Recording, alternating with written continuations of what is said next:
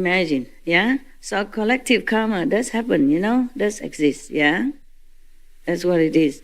Even though we don't do anything wrong, but if we associate with wrong people, they can also contaminate you, make trouble. Yeah, even modern people understand that. They say, choose your friends carefully, eh? And in the Bible even say, don't be among meat eater, wine drinker. Yeah, ancient time, new time is all the same wisdom that we should choose our associate carefully, yeah, if we can. Sometimes we cannot. So just protect yourself with the 5 holy names, okay? And whatever the power of your meditation, pray to the Master to protect you. And maybe you're okay, yeah? That is a problem, yeah? We live in the society. It's not possible to always avoid.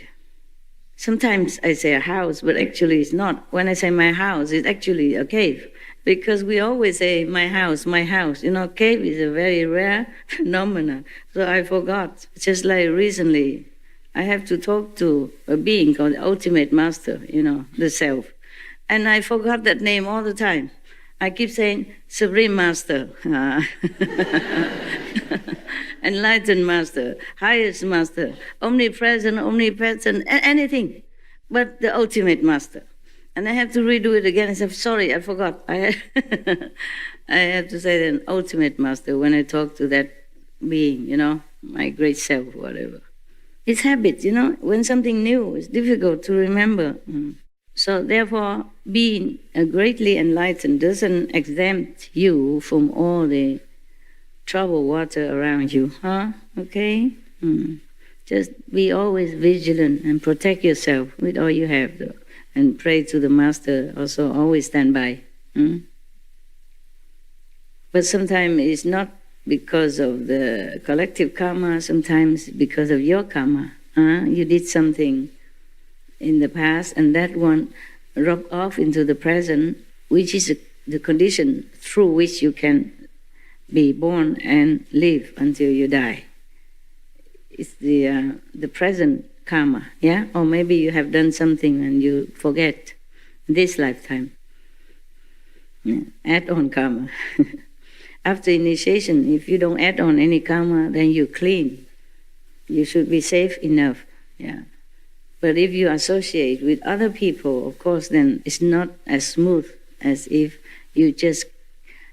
at the time of initiation, you keep to yourself until, you're gone, then maybe less trouble. But that's easier said than done. Otherwise, you wouldn't have come here. You would have just stayed with me, or you just have become a monk or nun somewhere, or just stay somewhere enjoying yourself. Outside, feel lonelier than when you're alone. Believe me, it's like that. I feel lonelier when I'm in the city with the crowd or in the restaurant. That kind of life, I feel more lonely than when I was in the Himalaya all by myself. And I feel the food don't taste as pure, even though so many flavor, not as good as when I was in the Himalaya, back in my own chapati and peanut butter, and drink the Ganges River. By the way, today we mentioned that about my happy time, my happiest time. And you say, oh, we can all go there. And if you go there, then it's not happiest time anymore. What's the difference? If I sit there, talk to you, or sit here, talk to you? You're so cute. I meant alone, yeah? In a small little hut, living with scorpion and snakes and centipede, whatever. Yeah, I don't feel as scared as when I live in the city. This kind of fear, from people around you, or from the situation, or from the world, it just rub off on you. So even if you live together among the people, you still sometimes feel some airy kind of feeling, some not safe feeling, huh? Yeah. So I had to lock my door all the time. Just at least a peace of mind. Otherwise, every little boom outside or something, I woke up from samadhi even. Yeah, don't feel that safe. Yeah. Even sometimes I forgot to lock the door. Heaven woke me up. Say, security. I say, what means security? Something wrong? And then I look around. I did not lock the door. Yeah, it's funny, It's funny. And they would give me messages of some kind of warning. I told you a long time ago that when they send a message, there are some sound, either like melodious music or some ring like a phone or like a fax machine or like SMS and snooze or something like that. But if you sit next to me, you won't hear it. It's just very loud. Sometimes very loud. I mean, loud enough for me to hear. Even during my sleep, I would wake up right away and I ask what's wrong. Okay? Then they would send me the email. Okay? Normally it's very short. It's not long because if it's too long, I'm too tired, to check it out. It's very to the point, and short, very short. 1 or 2 sentences, 5 words, 3 words, 4 words, or 1 word. And then they let you guess what's the rest of it. That's why when they say security, I wonder what, And then I just look around, yeah, maybe it's the door. And sometimes I want to go somewhere and they told me not going. They just say, don't go, that's it. And I have to figure out why. Or I have to ask them, why is that? Because figure it out take too long, I have to go to Akashic record or whatever. It's very tiring, I asked them why, and then they told me, maybe that's it, 1 word, not safe or unsafe, just like that. Then it's clear enough, there's no need to explain. But if I want to know why unsafe, then of course they will explain. They can be very long-winded also, but mostly they know I don't like long-winded, so they keep it short. Okay, yeah, the calendar again, huh? Yeah, you like the calendar part, don't you? Huh? Okay, now the monk continued. I encountered limitless Buddhas and cultivated in this way until the coming of the third come one, king of masterful penetration of mountains and seas. That's the name of the other Buddha. Until that time, he cultivated until that Buddha come into his life, his world. Then I finally had nobody. My nature and the seas of fragrant waters throughout the 10 directions were identical with true emptiness, without any duality or difference. Now I am with the third come one and am known as a pure youth, and I have joined the assembly of Bodhisattvas. I mean, all this time he has been so pure like that, and he has never felt his body. He always identified himself with either the fragrant sea, the body of seawater, or river, whatever. He had no body at all this time.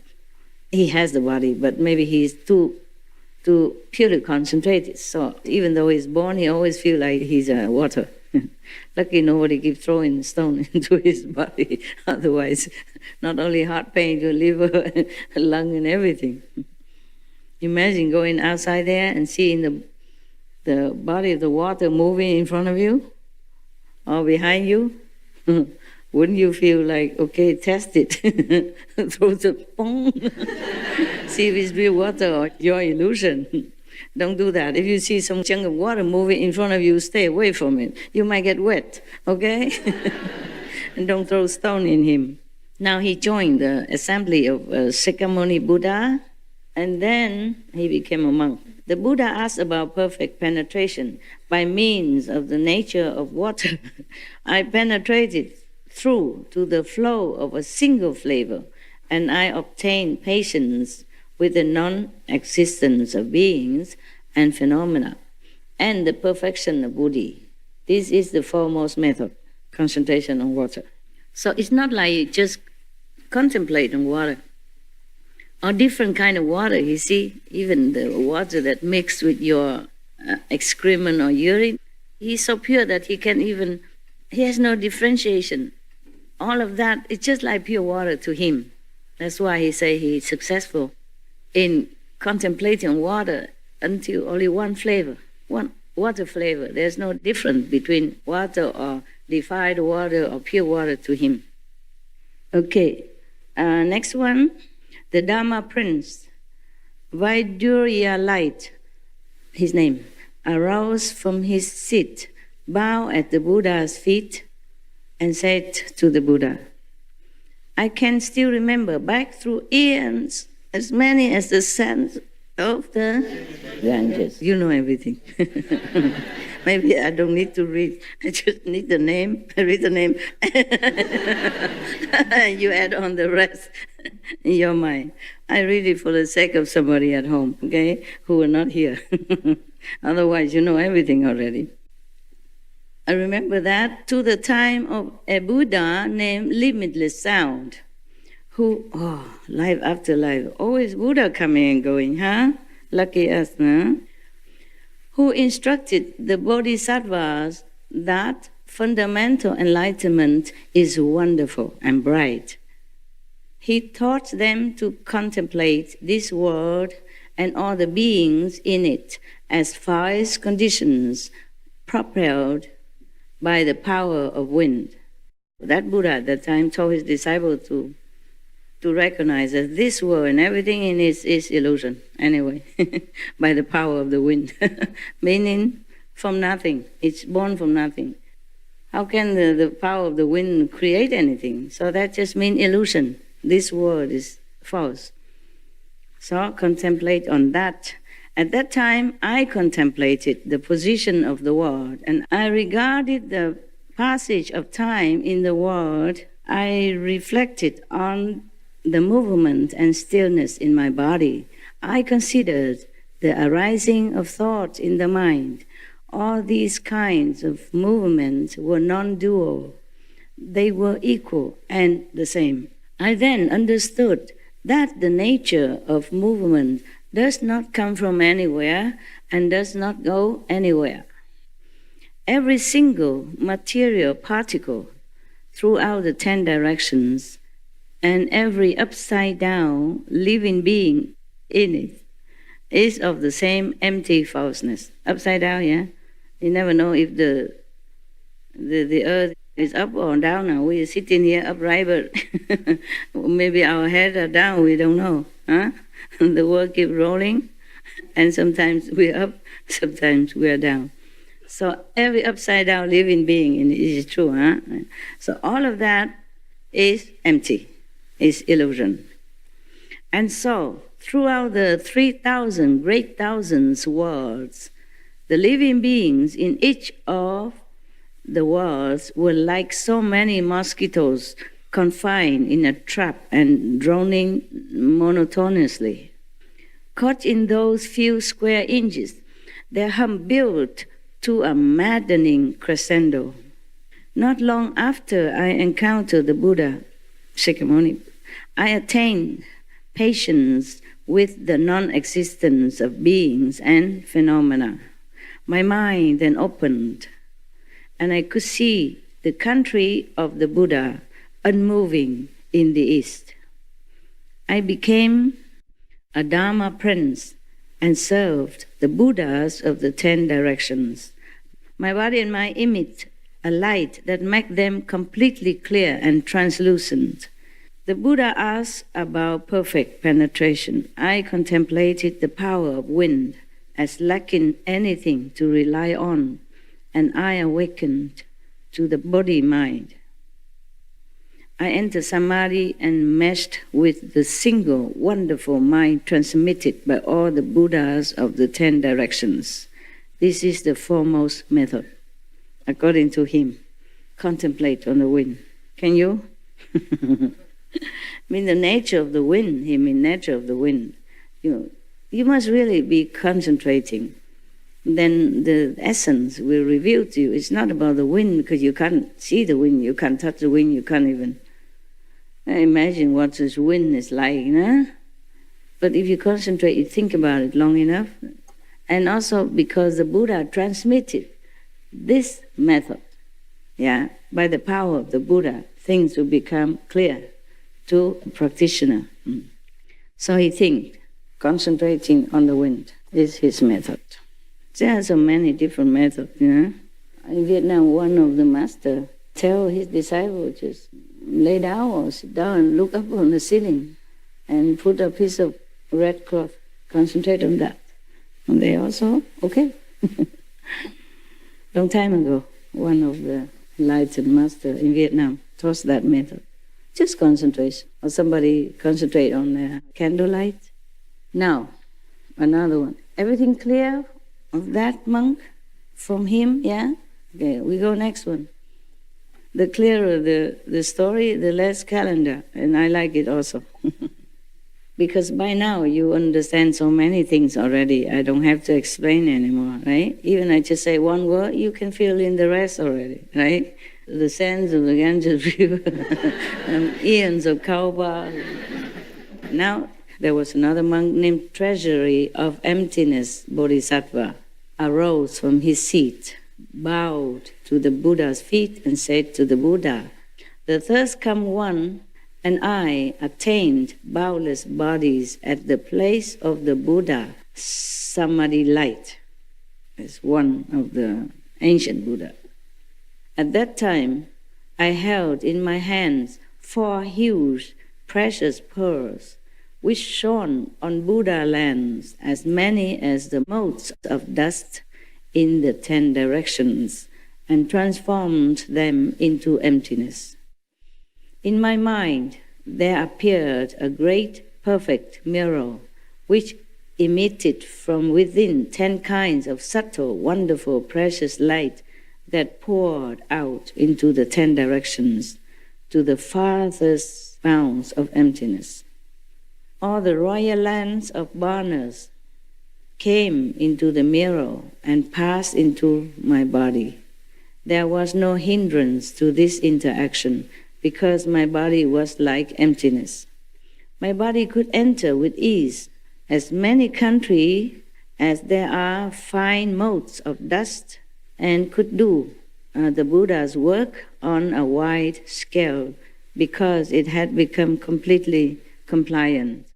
I achieved this great spiritual power from contemplating in detail how the 4 elements lack anything to return to, and how the production and extinction of false thoughts is no different from emptiness, how all the Buddha lands are basically the same. Once I realized this identity, I obtained patience with the non-existence of beings and phenomena. The Buddha asked about perfect penetration. I used the contemplation of the boundlessness of emptiness to enter samadhi and attain wonderful power and perfect clarity. This is the foremost method. You see that? Another one who contemplate the measureless emptiness. But still, it's not like that. This is the power of the Buddha that transmitted to him. So awaken in him this ability is clarity, purity, in order to perceive wondrous things, which is normal man cannot. And normally he also cannot ever experience before. So that's his method. I'm just reread to perceive anything I need to explain. Anything I need to explain? Oh, you're enlightened already, right?